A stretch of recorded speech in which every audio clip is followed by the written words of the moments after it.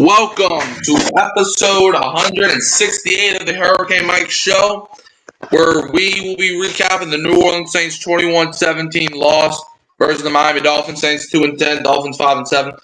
However, at least we didn't lose to them old Jets. Because why did? Because the Falcons did that, son, and they suck. Yes, they do.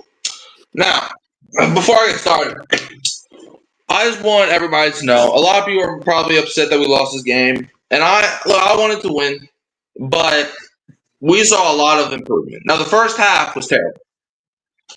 But if we build a team around Tyler Shuck, I feel like we can win. If we build an offensive line, if we build receiving, if we get a good running back, I think we could win games. Now, this game was played in Hard Rock Stadium. In the first quarter, Dolphins outscored us 7-0. Second quarter, Dolphins outscored us 9-0. Third quarter, we outscored them 8-0. And fourth quarter, we outscored them 9-5. Our defense only allowed 3 points in the entire second half. And if Tyler Shuck went through that 2-point conversion interception, we could literally get a field goal and win the game there. Because we recovered the onside kick at the end of the game. So it's like, there's just a lot of stuff where if the Saints just do right, the Saints win this game. So, Dad, what is the main thing after this one? The main thing is not to worry. All right? Like you said, we've seen some improvement. And, this team ain't going to the playoffs this year. But let's improve. Let's see Tyler Shuck develop. Let's see some of these offensive weapons develop. I mean, I was pleasantly surprised by a couple things today, like Vele, they actually gave him opportunities and he actually showed what he can do in the middle of the field. So my main thing is don't worry. We're going to be all right. Let's build for 2026. Yeah. What's up, Ziggy? How you doing? Shout out to Ziggy the Beast and Jonah Barnes and them people that be going over there.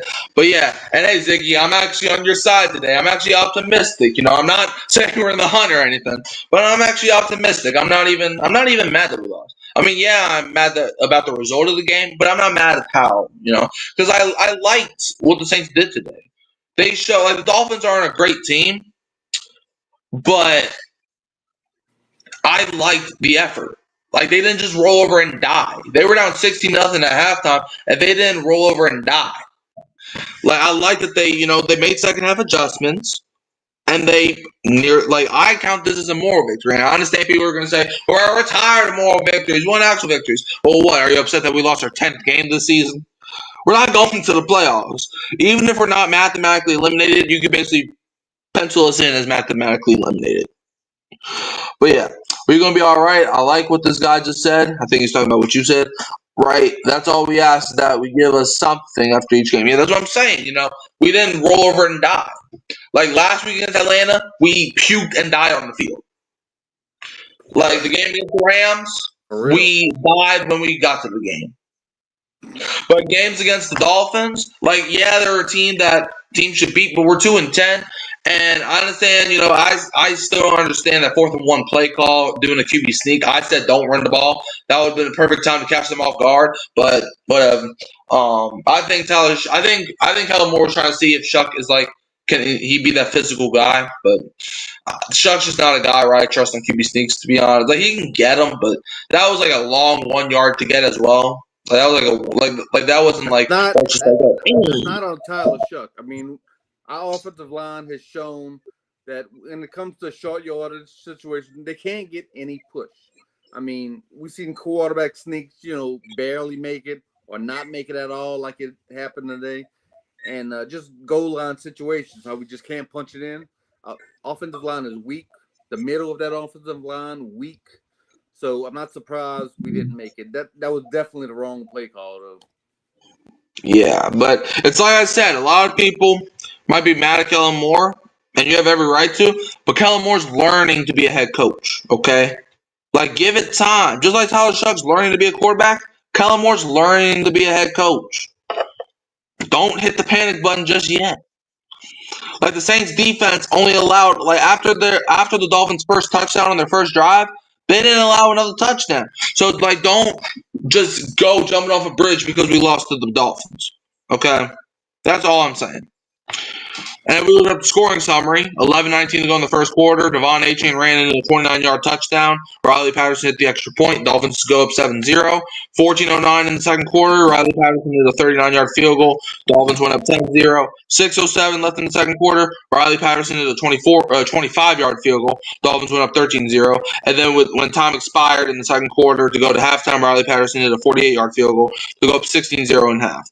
And then in the third quarter, with 10:40 on their first drive, Tyler Shuck hit Chris Olave for a beautiful 17-yard touchdown, and they got the two-point conversion where Tyler Shuck ran it in to make it 16-8. And then with 9:39 left in the fourth quarter, where the referees cheated, Riley Patterson did a 33-yard field goal for the Dolphins to go up 19-8. 6:08 left in the quarter. Charlie Smythe, that's another improvement. He hit a 56-yard field goal to make it 19-11. When's the last time you saw a kicker make a 50-plus yard field goal for the Saints? That actually gave you hope. And then with 1:17 left in the fourth quarter, Tyler Shuck hit Devon Vele for a 15-yard touchdown to make it 19-17. But then Tyler Shuck threw an interception to Minka Fitzpatrick, which gave them 2 free points. Like if that last play does not happen, Saints might win. But yeah, so but let's go over Tyler Shuck. Tyler Shuck today was 26 for 38, 239 yards, 2 touchdowns, 1 reception, but was sacked 4 times for a 91.9 quarterback rating.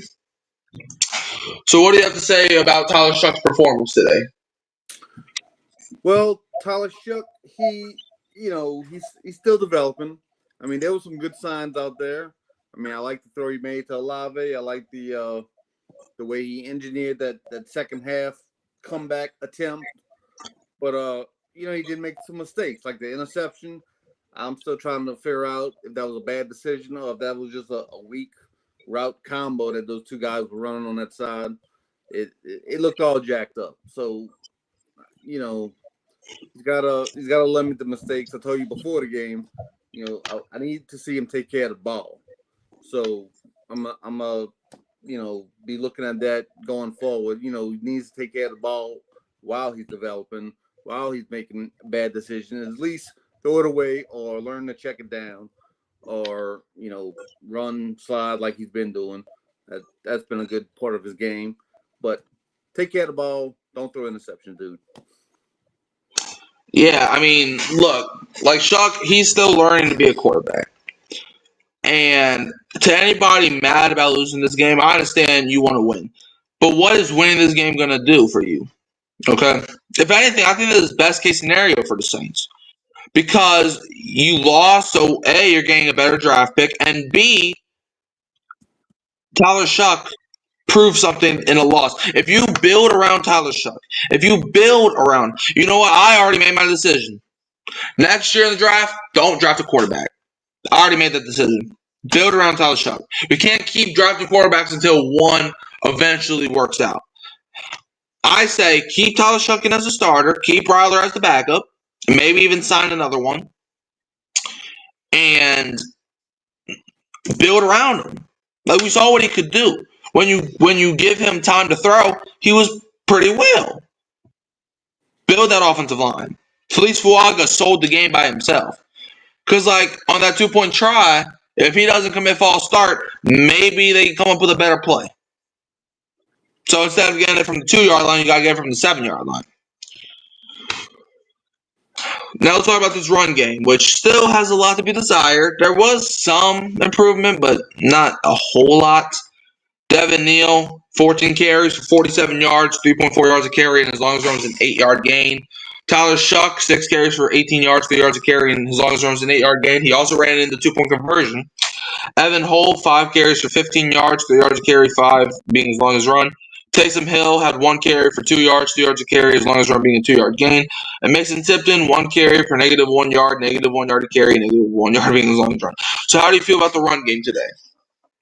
Devin Neal showed some signs. I mean, he wasn't great by any stretch of the imagination, but he showed some signs. In fact, I remember thinking that, who he reminds me of? This may be a little bit before your time, but he looks like a young Pierre Thomas. Pierre Thomas was good. just the running style. He was good, but he wasn't a guy that you wanted to be your number one guy. He was always like the complement to Reggie Bush or something like that.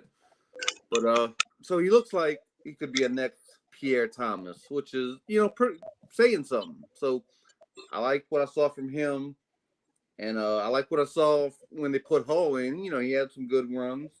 I mean, he showed some toughness, so I like that. But yeah, we definitely missed like a guy like Kamara that can do it. Running the ball and catching the ball out the backfield. So I give it a C- today.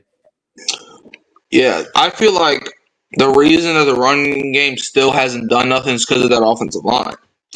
It's like your offensive line so bad that you can't run the football.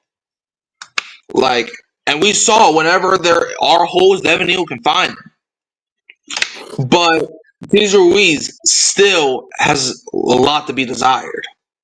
Talise Fuaga, Talise Fuaga has talent. He just commits penalties in the dumbest situations. Even going back to last season, he just commits penalties in the situations where he can't commit a penalty. So, and let's talk about these receivers, man. Devon Vele, we were saying, get Vele the ball. He's your big body guy, and that's what they did. I mean, in the red zone, he got them that potential game time touchdown, which obviously didn't happen, but he got them that touchdown, and he also recovered the onside kick. Devon Vele is he's I think a cornerstone that you could build around.